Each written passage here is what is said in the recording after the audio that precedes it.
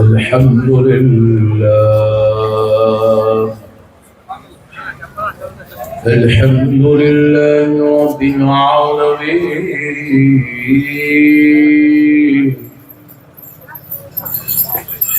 والصلاة والسلام على سيد الأنبياء والمرسلين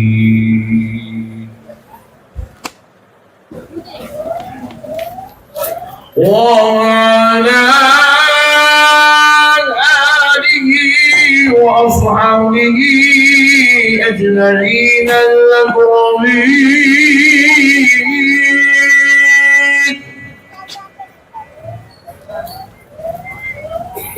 أشهد أن لا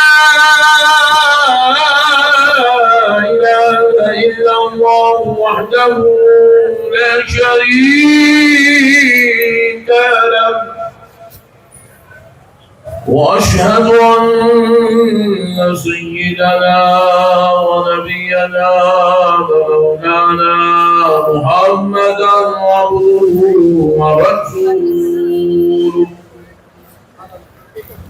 أما بعد فأعوذ بالله من الشيطان الرجيم.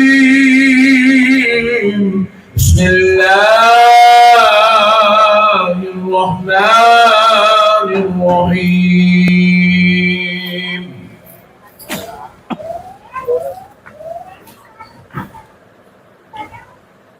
قال الذي عنده علم من الكتاب أنا آتيك به قبل أن يرتد إليك طرفك فلما رآه مستقرا عنده قال هذا من فضل ربي.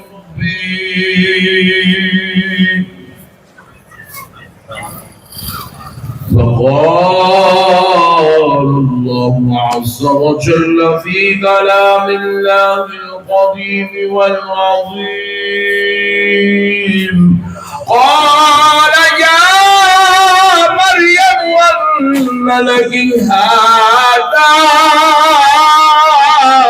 قالت هو من عند الله إن الله يرزق من يشاء بغير حساب. صدق الله العظيم وبلغنا رسوله النبي الكريم ونحن على ذلك لمن الشاهدين والشاكرين والحمد لله والحمد لله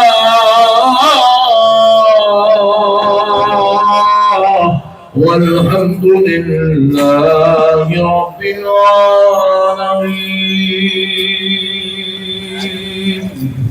کروڑ انسان نے کہ اللہ رب العزت نے آج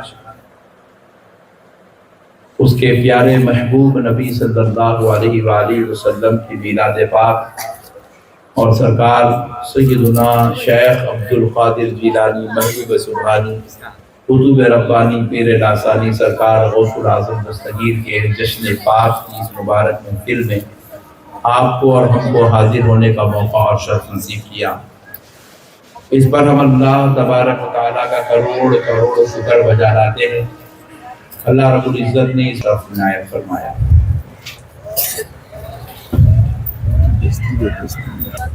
کہ یہ وہ مبارک محفل ہے جو ہمارے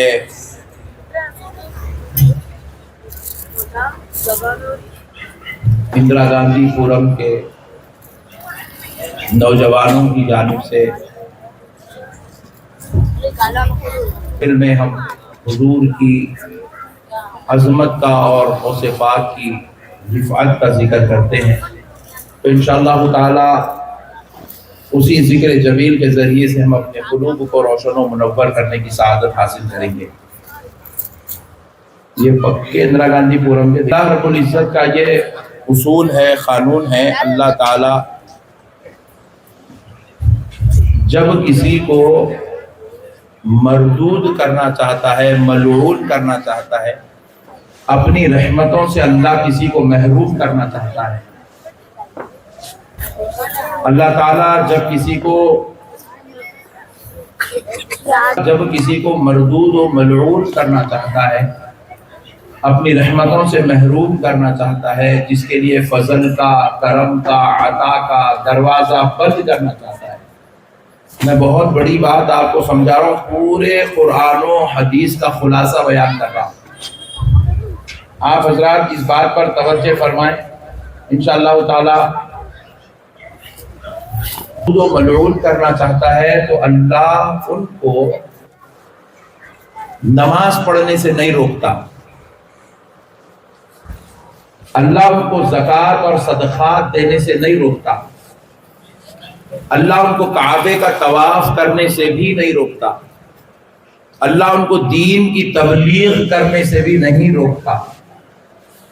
اللہ جب کسی کو مردود اور ملعون کرنا چاہتا ہے تو اللہ ان کو رمضان کے روزے رکھنے سے بھی نہیں روکتا، اللہ تبارک و تعالی ان کو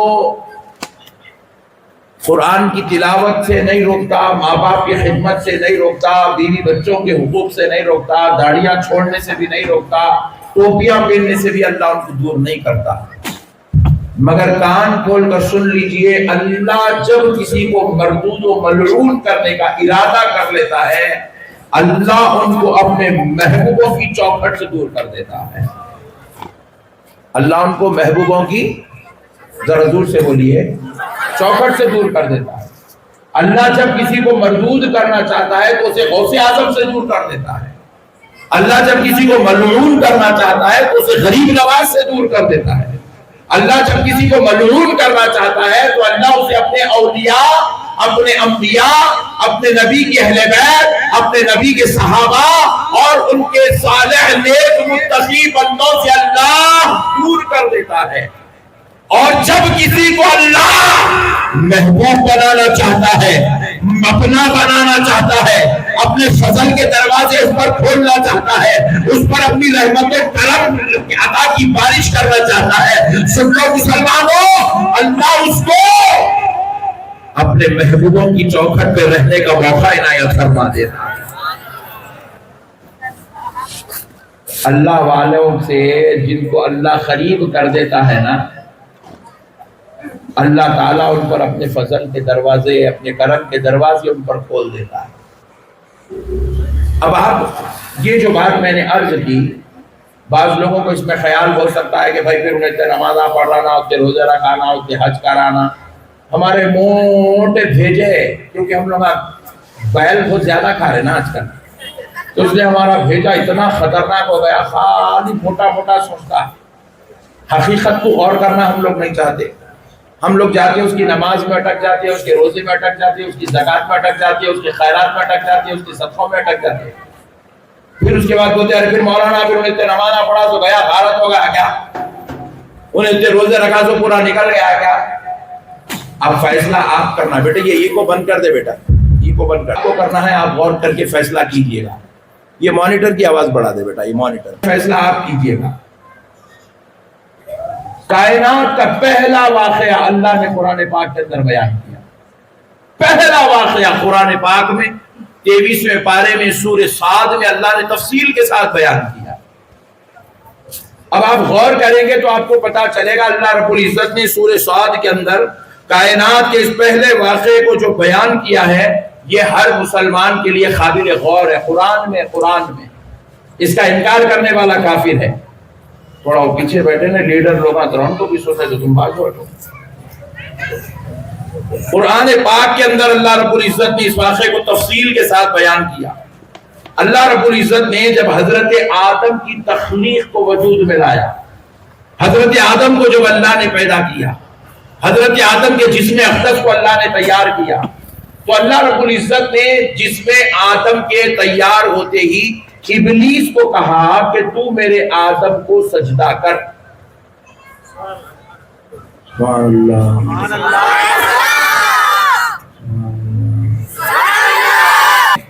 حضرت آدم کی جب تخلیق کی تو ابلیس سے کہا کہ آدم کو سجدہ کر.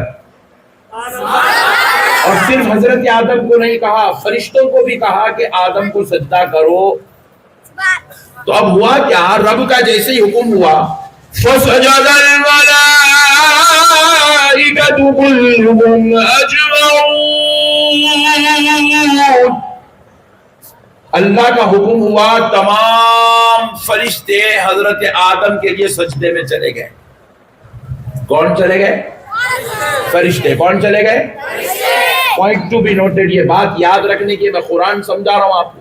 اور اگر آج کی آپ قرآن پاک کی یہ بات سمجھ گئے، اللہ کی قسم آپ زندگی بھر بدعقیدہ نہیں ہو سکتے.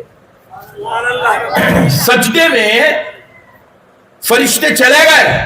اللہ آگے بیان کر رہا ہے، سورہ صاد ہے، الا ابلیس، سوائے ابلیس کے.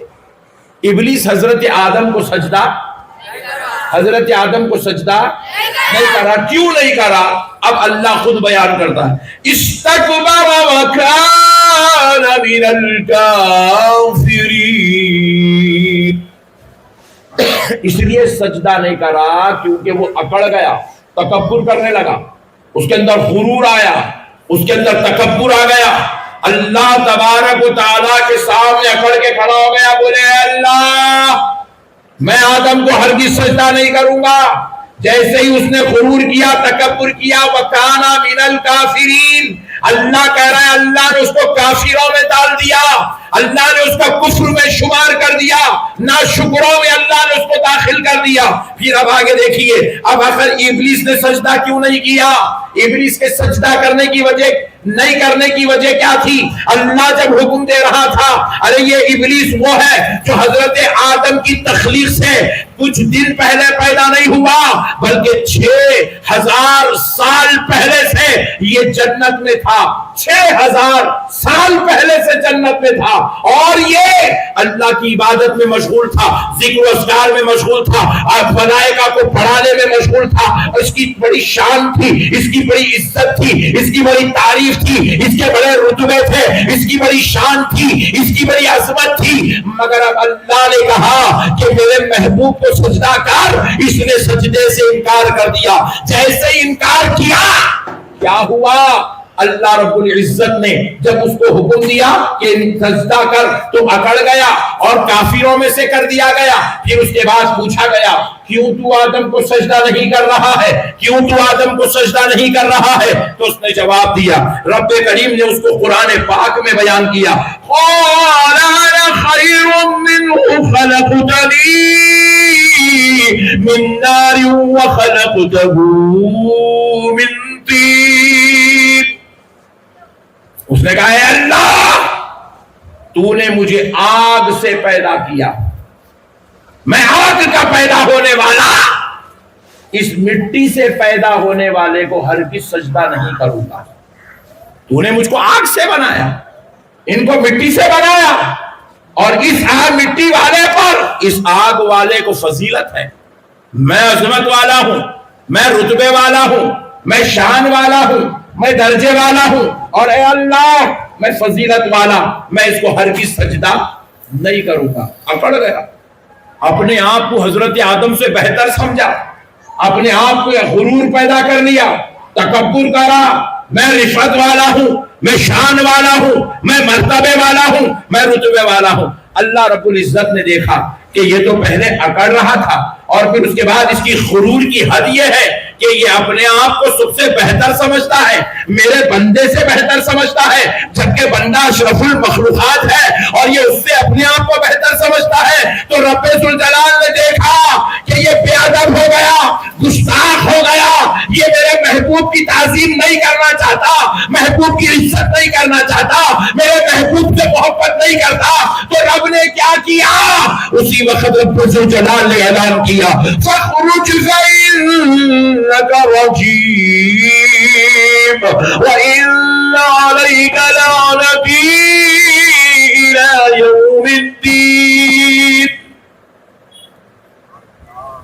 بس نکل جا ہمارے دربار سے، ہم نے تجھے مردود کر دیا ہے، نکل جا ہمارے دربار سے، ہم نے تجھے مردود کر دیا ہے۔ وَإِنَّ اور بے شک عَلَيْكَ تجھ پر لعنتی میری لعنت ہے، اِلَى يَوْمِ الدِّينِ قیامت کے دن تک، اور تجھ پر قیامت کے دن تک اللہ کی لعنت ہے۔ میں ایک سوال آپ سے کرنا چاہتا ہوں، آپ ایمانداری سے جواب دیجئے گا، شیطان کیا زنا کرا تھا؟ ذرا بولیے، چوری کرا تھا، شراب پیا تھا، سٹے بازی کرا تھا، لوگوں کی زمینوں کو ہڑپ لیا تھا، کسی کی بیوی بچوں کے ساتھ بدسلوکی کرا تھا، کسی کی ماں بہن کے ساتھ غلط حرکت کرا تھا، کسی کا مکان جو ہے کرائے پہ لے کے قبضہ کر کے بیٹھ گیا تھا؟ نہیں۔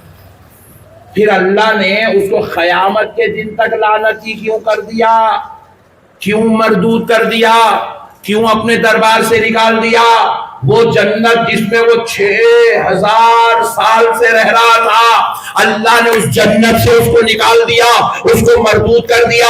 اور یہ واقعہ میں آپ کو کسی مولوی صاحب سے نہیں، قرآن پاک سے سنا رہا ہوں۔ اب ذرا غور کیجئے گا، اللہ رب العزت یہ اس وقت کا واقعہ بیان کر رہا ہے، ابھی کوئی پیغمبر پیدا نہیں ہوئے ہیں سوائے حضرت آدم کے، اب کوئی پیغمبر پیدا نہیں ہوئے ہیں، ابھی کوئی انسان پیدا نہیں ہوا ہے، ابھی کوئی بیٹا پیدا نہیں ہوا ہے، ابھی کوئی بھائی پیدا نہیں ہوا ہے، ابھی کوئی رشتہ دار پیدا نہیں ہوا ہے۔ یہ کائنات کے فرد واحد ہے، یہ پہلے انسان ہے جن کی تخلیق اوپر ہوئی ہے، اور وہاں رب ذوالجلال فرما رہا ہے کہ تم ان کو سجدہ کرو، اور یہ وہاں سجدے سے انکار کر رہے ہیں۔ اور پھر ہوا کیا؟ اللہ نے اس کو جنت سے نکال دیا، اس کو مردود کر دیا۔ اب ذرا غور کرو، اس کے اوپر لعنت بھی بھیجا، تو لعنت 4 دن یا 4 مہینے یا 40 دن کی نہیں ہے، اللہ نے اس پر قیامت کے دن تک لعنت کیا، قیامت کے دن تک کے لیے مردود کر دیا۔ اللہ نے اس کو دین سے بے دخل کر دیا، جنت سے نکال دیا، رحمت سے محروم کر دیا، فضل کے دروازے بند کر دیا، عطا کے دروازے بند کر دیا، کرم کے دروازے بند کر دیا۔ ہم نے پوچھا ہے اللہ اس پر اتنا غضب کیوں ہے؟ تو رب نے جواب دیا، جو میرے محبوبوں کا نہیں ہے وہ میرا بھی نہیں ہے۔ صرف اللہ کے محبوب کی بے ادبی نے اسے غارت کر دیا، اللہ کے محبوب کی بے ادبی نے، اس کی ہزاروں سال کی عبادت غارت ہو گئی، اللہ کے محبوب کی بے ادبی نے اس کی پوری زندگی کا سرمایہ تباہ و تاراج کر دیا۔ اور اللہ نے قرآن میں اس کو اس لیے بیان کیا تاکہ قیامت تک آنے والے مسلمان ان آیات کو پڑھ کے سمجھ جائے تو پوری زندگی حج بھی کرا، پوری زندگی نمازیں پڑھا، پوری زندگی روزے رکھا، پوری زندگی زکوٰۃ دیا، پوری زندگی صدقہ خیرات کرا، پوری زندگی غریب بچوں کی شادی کرا، پوری زندگی کھٹکے مارتے رہا، پوری زندگی گھٹنوں کے نیچے تک داڑھی چھوڑ کے رہا، پوری زندگی اللہ اللہ اللہ اللہ اللہ کرتے رہا، مگر اللہ کے ولیوں کے ساتھ اگر غداری کرا، بے ادبی کرا، گستاخی کرا تو سن لے، جب وہ جنت میں رہ کے نیکی کرتا تھا اس کی نیکی کو اللہ نے رد کر دیا، تو اندرا گاندھی پورم میں کر کے رہ کے نیکی کر کے تو اب بے ادبیاں کر کے اپنی نیکی کو کیسے بچا سکتا ہے؟ اپنے اعمال کو کیسے بچا سکتا ہے؟ اسی لیے دوستو، نیکی کرنا کمال نہیں ہے، نیکی کو بچانا کمال ہے۔ ذرا دور سے، نیکی کرنا کمال نہیں، کی ہوئی نیکی بچانا کمال ہے۔ روزہ رکھنا کمال نہیں، روزوں کو بچانا کمال ہے۔ نماز پڑھنا کمال ہے، تو اس سے بڑا کمال یہ ہے کہ نماز کو، روزوں کو بچا لیا جائے، تلاوت قرآن کو بچا لیا جائے۔ میرے پیارو، آج لوگ نیکیاں تو کر رہے ہیں لیکن نیکیاں بچانے کی فکر میں نہیں ہے، نیک اعمال بچانے کی فکر میں نہیں ہے۔ اور سنو کان کھول کر، صرف ولیوں کی بے ادبی سے ہی نیکیاں غارت نہیں ہوتے، صرف ولیوں کی بے ادبی سے ہی نیکیاں غارت نہیں ہوتے، بلکہ ماں باپ کی بے ادبی سے بھی نیکیاں غارت ہو جاتے ہیں۔ کس کی؟